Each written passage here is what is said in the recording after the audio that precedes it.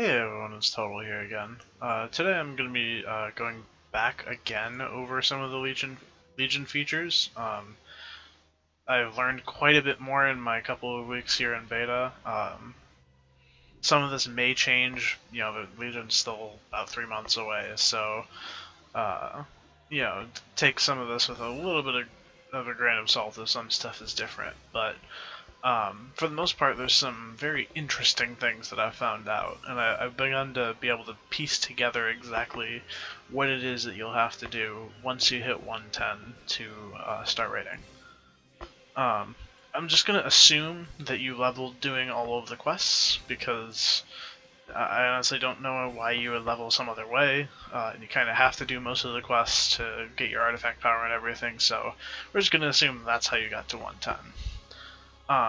The very first and most important thing to do that you should have actually started while you were leveling is the Order Halt campaign. It is the most important thing in your entire character, because if we look at our trusty artifact weapon, we have these relics. They're not showing the graphic for some reason because beta things, but this increases the item level of my weapon by 36. This increases it by 40. This is a locked slot. That means that is like a 40 item level that I can't have on my weapon.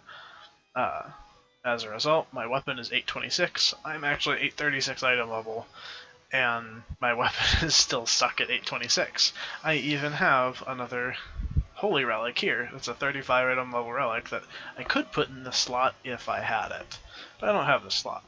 What do I have to do? Complete the Priest Order campaign to unlock your third relic slot. Well, that's not so hard, is it? Priest Order campaign, what do I have to do for that? Basically, you have to do every single quest that you get in your class order hall, aside from the ones to go get the other legendaries. This involves a lot of running around the other zones. You have to collect all of your followers through the different quests.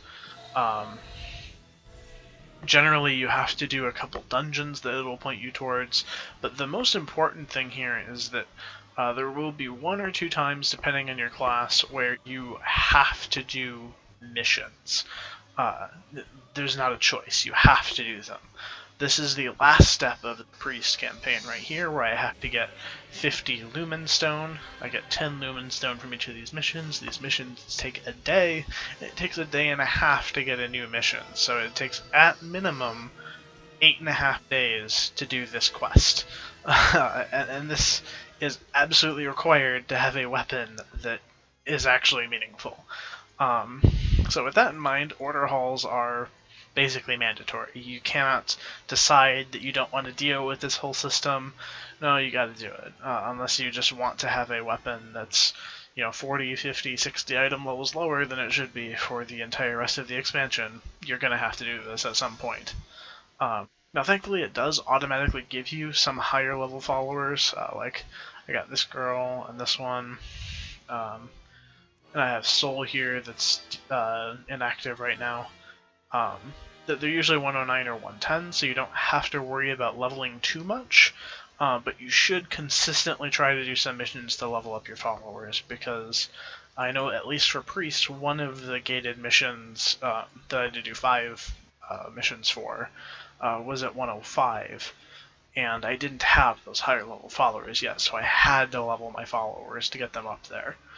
So just kind of keep that in mind while you're leveling, that this is not an optional system. It doesn't really matter what anyone tries to tell you, that this whole mess isn't optional. You can not do these like gold missions and stuff, they don't matter, but like you're going to have to do some experience missions. You're going to have to do these missions that get quest items because, well, you do. You're not going to go without a decent weapon for the whole expansion. And aside from that, the only things that really matter are something I've gone over before, but I'll briefly go over it again. You need a bunch of resources to research through these things. They take a bunch of time and a bunch of resource. Ultimate reward at the end is you get to wear another legendary on top of the one that you can already wear. This won't be relevant until about 2 months into the expansion. And then artifact knowledge. Where you get this, it increases the rate that you get artifact power. that also takes order resources. So you have to get a bunch of resources. You also have to do your missions. The order campaign should take about 2 weeks to complete in total. But that means that you're going to have to start on it like right away, as soon as possible. You can't delay on it. You can't be lazy on it. You can't just not log in for like 3 or 4 days, because then you're just kind of screwed, really. Because you need this weapon. It's really sad to have. This is almost the highest weapon I can possibly get. I could maybe get slightly better relics, but I'm sitting here with 840 on some pieces and 855 bracers, 855 rings. It's like, and then I have this sad little 826 weapon. So you have to do the order campaign. That's like the most important thing for every single character. And the next most important thing for every character is Suramar. Now, Suramar, this zone in the middle of the continent, you can't start questing there until you are 110. You will start that by opening up your adventure guide down here. It's also Shift J. It says Suramar, open quest log, and that should give you a quest that takes you to Suramar. I think it might be broken in this build, but I had already started it, so it doesn't matter. But basically, you start Suramar, and you start small. Let me hearth to Suramar really quick to show you what's going on there. Basically, there's one town-looking kind of thing, and you have to do a bunch of quests to make it grow, get more people there, unlock more features. But the ultimate end goal of Suramar is that there are 2 dungeons in Suramar, the Archway and, you can't see it under this marker, but Court of Stars is in there too. These dungeons are locked until you have done a certain amount of quests in Suramar. They're just like a normal questing zone where there are quest lines and everything, except they're not always connected. Sometimes you have to wander around, find them for yourselves. And at least for Court of Stars, the most important thing is that the quest line for that doesn't trigger until you have at least 6,000 out of 12,000 in Honored. You need that much rep, or you can't get into Court of Stars. Now, why does this matter? Because, I mean, you can just do other dungeons, right? Like, they all drop the same loot. Here's Archway, Heroic. It's all 825, the same as the other dungeons. Same as Court of Stars. Why do they matter? Well, the thing is that sometimes you get quests that take you into these dungeons, and if you don't have them unlocked, you can't do the quest. Like this right here. This is my enchanting quest. I can't move any further in enchanting and get better enchanting patterns until I finish Court of Stars. Unfortunately, so few people are attuned to it in beta right now that I've had a really hard time getting this. And the one run that I got, the server rebooted before I could finish it, which was nice. But basically, you have to unlock Court of Stars, and eventually the biggest reason why you have to do these is because of Mythic Plus. And I'll get to that in a moment. But suffice it to say that you want all of the dungeons unlocked. And if you don't have them all unlocked, you're going to get a little screwed. So Suramar is something you can do kind of in your downtime a bit. There's not a huge rush to get it done, but you do need to do it eventually. These are all world quests here. I've done most of the one-time quests, but basically you collect these people. These are all quest givers right now. They're hungry. You need to get ancient mana around the zone, which is just a currency that drops here. And there's also a shoulder enchant that you can buy from the rep vendor. Unfortunately, as you can see, these NPCs are not functional while they're hungry. Oh, that's not her. Where is she? Oh, I'm on the wrong side here. Yeah, it's this one. So you buy like a shoulder enchant from her, it goes on your shoulders. Unfortunately, I disenchanted my other pair that had it, and I can't get it again, so I have to go get some mana before I can get a new one. But the shoulder enchant gives you these packs that you find sometimes when you kill any mob in the expansion. This includes dungeons, includes other zones, and that can give you ancient mana. which means that you don't have to sit in Suramar and farm to get this resource. You can just do it in the rest of the game.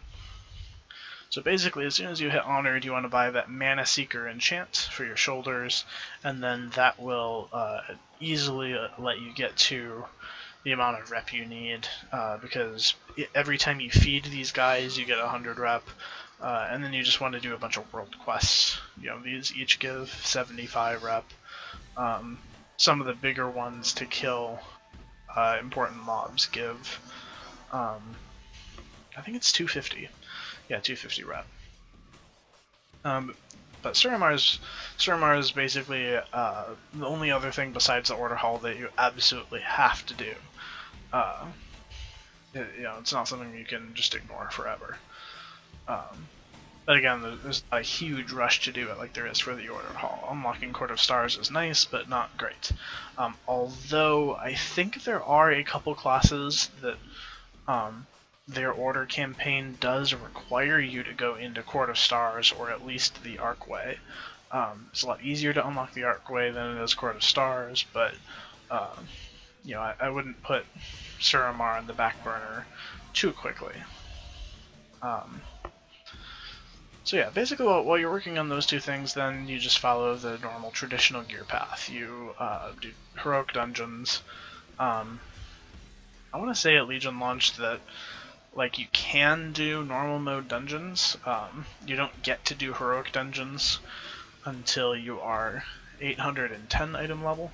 But the normals only drop 810, so really you kind of just want to skip straight to heroic, and you can actually walk into heroic even if you don't have the right item level. You can just walk in there as a group. You only need the item level to use the group finder. So if you're looking to raid and everything at the start of the expansion, then you're going to want to just walk into heroic once you're 110, and then you can do all of the heroics, and then you get 825 gear, which lets you gear up much faster than the 810 gear from the normals. And frankly, the heroics are not much harder than normal, so you shouldn't really have any problems there. You can also get gear from world quests. More on world quests a bit later. But then basically, you gear up, you do heroic dungeons, then you do mythic dungeons, and then finally you do mythic plus dungeons, which are, still mythic dungeons, but basically you walk in and it's very similar to challenge modes in that there's a pedestal thing at the start of the dungeon, and you can use a keystone to do a harder version of the mythic dungeon. There will be a lot more details on how this works closer to launch, but basically it's similar to Diablo's Greater Rifts, where you can do harder and harder levels and you get better and better loot the higher you go. Now the funny part is that every time you do a higher one, it points you to a random dungeon. That random dungeon can be the Archway or Court of Stars. Now, Mythic Plus won't unlock until raids start, so you do have some time to unlock these, but if, say, the first week your keystone decides it wants to point you to Court of Stars and you haven't unlocked it yet, well, guess you're not doing a Mythic Plus dungeon that week, are you? So, that's why you want to take care of that sooner rather than later, but, before that deadline is a good idea. And that's essentially the pre-raid gear path, is just heroics, then mythics, and then once raids start you can do raids and mythic plus dungeons. But then while you're doing all those, while you're not busy spamming dungeons, you want to do world quests. World quests are these things, it says go here, do a thing, get some stuff. Go here, do a thing, get some stuff. They're in every zone, they're everywhere. You go to places, you get gear, you do stuff. The notable rewards that you can get, I say notable because some of them are just entirely irrelevant, like 94 gold. Don't care. And then artifact power. You actually get 25 artifact power every time you do a random heroic, so a world quest that gives 40 artifact power, not really relevant, because you can just do a heroic dungeon and get basically the same thing anyway. But then the important ones are order resources. Let me find one. Oh, there's actually one over here. Order resources. World quests are the only source of order resources. You cannot get them anywhere else in any other method. You have to do world quests to get order resources. And on live it will be a very good idea to do every single order resource world quest that comes up. Just because that is the only way to get them. You can't do dungeons, you can't raid, you can't PvP. Nope, you have to do world quests to get these. So that's what will keep these relevant for a while. You also get rep with each faction by doing world quests. The rep isn't really important. It just leads to some nice stuff. And aside from Nightfall and rep, which again you need for Court of Stars, which means you want to do a lot of Suramar world quests. You know, like in Azuna, I could get rep with Court of Ferondus. Do I care? Not really. But you also want to be doing these daily emissary quests. It tells you to do 4 of a certain category. And you get, I think it's 1500 rep, and then you can get a bunch of artifact power, or order resources, or some gear, or a lot of gold, something like that. Just basically anything you can get from world quests, you can get from the chest in the daily emissary quest, but just a lot more of it. So you kind of want to take care of these just because, yeah, why not? They don't take that long. It's maybe like 20 minutes to do one of these.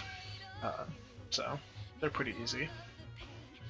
But the big thing that you'll care about at first is gear.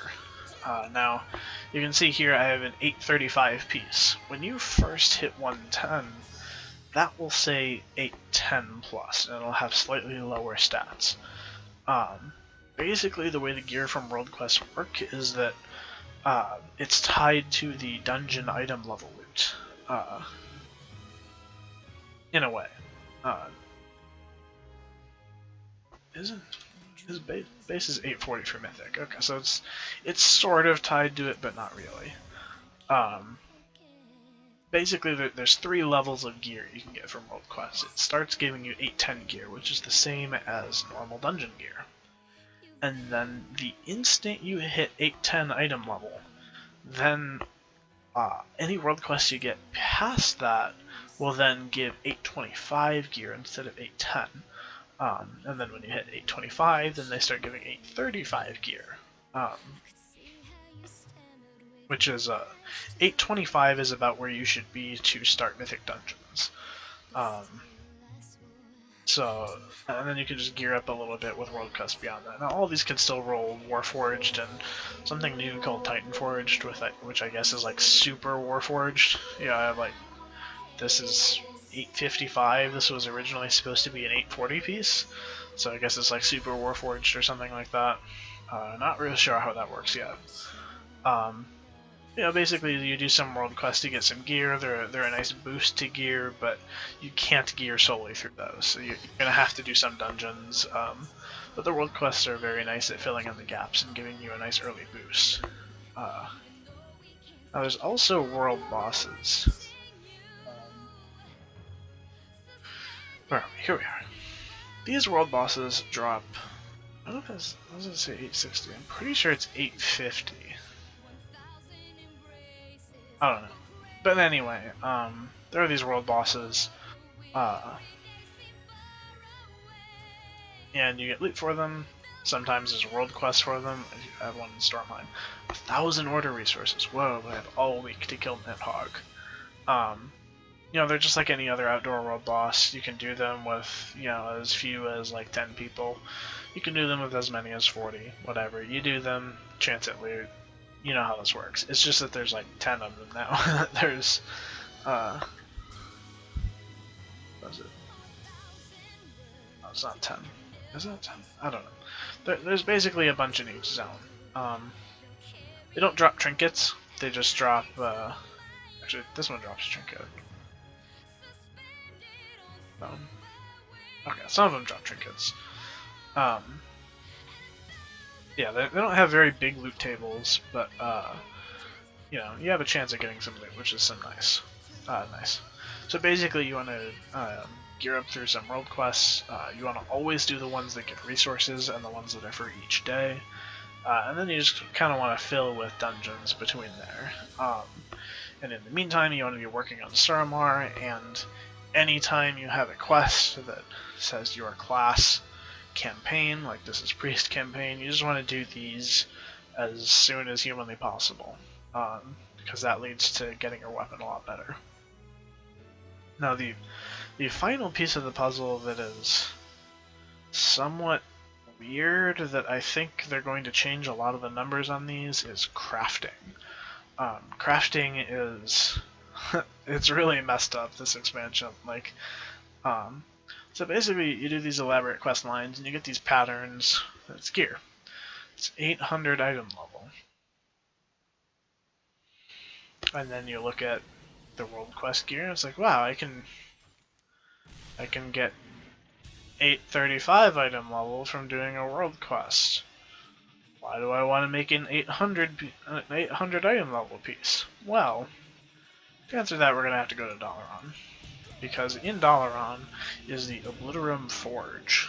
The Obliterum Forge is basically the next level on the Warlords of Draenor upgrades on crafted gear, where you would basically you'd make a piece that was pretty bad, and then you would like super mega ultra upgrade it to an actual usable item. After a short quest line involving a lot of profession items, you'll get this Obliterum Forge. Now the Forge kind of like disenchants crafted gear. Notice this is can't be obliterated, can't be obliterated, can't be obliterated. This can be obliterated, obliteratable. And when you obliterate something, you get Obliterum Ash. Do I have any still?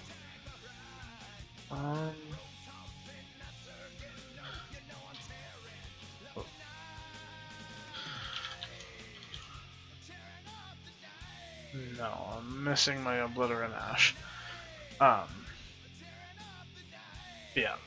So basically you get these Blood of Sargeras. You get Blood of Sargeras from doing... Whoa, search thing. I get Blood of Sargeras from some world quests. I think I saw some earlier. Yeah, so here, like you get 2 from that one. But you also get them from gathering. That includes fishing, skinning, herbalism, and mining.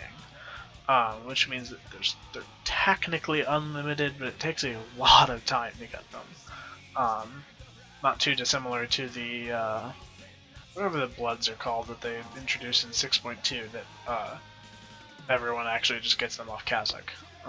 But there isn't any source like Kazakh. That's just a bunch each week for free.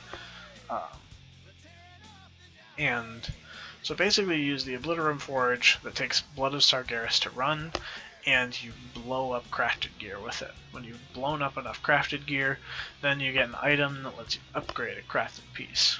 Now, currently, it takes about 10 Blood of Sargeras to upgrade something 5 item level.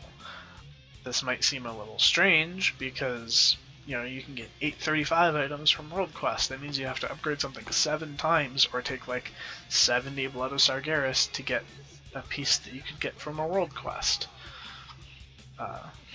Now to get up to raid item level, let's go with Heroic Raid. These don't work properly in the journal right now, but we know the normal mode here is 850, so we can assume Heroic is 865 probably, which means that to go from 800 to 865 you need to upgrade 13 times or take 130 Blood of Sargeras. So if you want to make a crafted piece that is like Heroic Raid item level, you're basically going to be doing every single Blood of Sargeras world quest every day, which maybe gets you like 5 a day, and then you're going to be farming a lot. And then you might be able to make one piece. So I think they're going to end up relaxing that a little bit maybe, but we'll never know. We'll see what happens when it comes out. But that's basically, the idea right now is that crafted is mostly out of the picture, except for maybe one piece. But But then basically what you do instead is you just do dungeons, world quests, weekly world bosses, and then you work your way through dungeons until you can do Mythic dungeons each week for a lockout, and then you can do your Mythic Plus run with your Keystone once raids unlock. And that's kind of how you gear up outside of raids. The only other thing that you'll have to do at 110 is you'll have to get artifact power through some means. Now you can do that through world quests, you can do that through dungeons, you can even do that through random items you find out in the world, but even if you find some way to circumvent the need to actually play the game through other means, like, you know, maybe you get all your gear through PoEs or something, you're still going to need artifact power, so you still have to do something. Not really going to be able to get away with just spending 1 million gold and, you know, being ready for raid. It doesn't work that way this time, unfortunately. But, you know, I think there's a lot more stuff to do than in previous expansions. It's a lot more fun. Less repetitive than sitting in your garrison queuing missions all day. At least now you only visit your order hall to queue missions like once a day. But anyway, that's a look at Legion PvE. I'll be back next time with maybe some more Mythic Dungeons runs or something like that. But for now, hope you guys enjoy the info about beta, and we'll look forward to Legion this is May 31st, in 3 months from yesterday. I'll see you guys.